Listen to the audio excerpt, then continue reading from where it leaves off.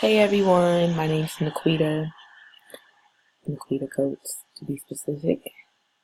My first year of field placement was with the Southern Maryland Tri-County Community Action Committee.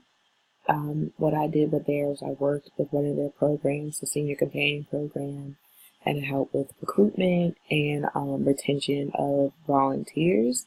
And I also helped with seniors dealing with various issues that were causing them to be unable to volunteer, or if there was a need for them to change their placement or their client, I help them with things like that. I currently work at CASA of Southern Maryland. What I do is I train court-appointed special advocates to learn how to follow a case of a child in foster care due to abuse or neglect, and kind of help that child get to a permanent and safe home as quickly as possible. And I really don't interact too much with the actual foster families in this role. I more so just work with the volunteers. But with the volunteers in this program, as well as in my field placement with the senior companions, a lot of their ability to volunteer is dependent on their own family and their own family histories. For example, with the senior companions, a lot of the seniors will need to cancel out a day or completely end their volunteering if their family needed a chauffeur, a babysitter, or anything like that. In one situation, the family had financial issues and the volunteer stipend for the senior companion program wasn't enough, so the volunteer went to find some other actual employment that would provide them the funds they needed. With CASA, it's more so about the commitment of time.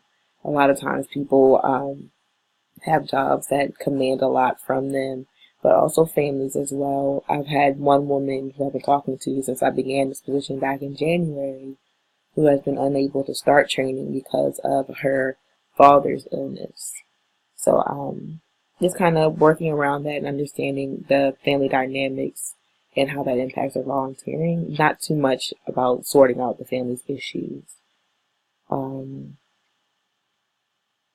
My family system is actually pretty unique. I come from a large family. I am the youngest of 6 children.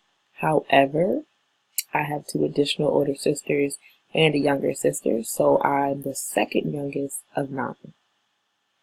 And it's like that because my father was not a constant member. He was in and out. He had substance abuse issues, and he was also abusive at various points to my mother and my siblings.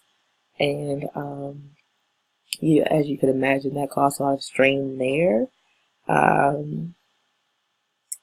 And honestly, to this day, I'm not too sure about the role that I play. Being the youngest, people don't really take me seriously. I may have a good idea or something like that, and for whatever reason, just turn it into a joke. But maybe we'll come back to it, maybe we won't. Definitely don't get a lot of respect in my family, even now as an adult, but that's okay, because I know this and I'm accepting of it. So I'm just kind of excited to learn more about how family structure has impacts on us as individuals, and also how we as an individual can have an impact on our family structure. So I'm looking forward to learning with you. Until next time.